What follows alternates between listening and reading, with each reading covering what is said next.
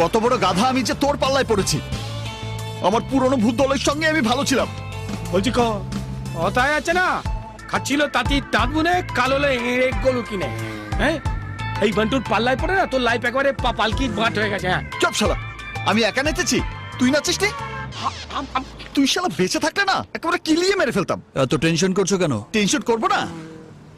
চিটিংবাজি করেছি, চুরি চামারি করেছি, কিন্তু লাইফে কোনোদিন মানুষ খুন করিনি। খুন? সেটা আবার কখন হলো?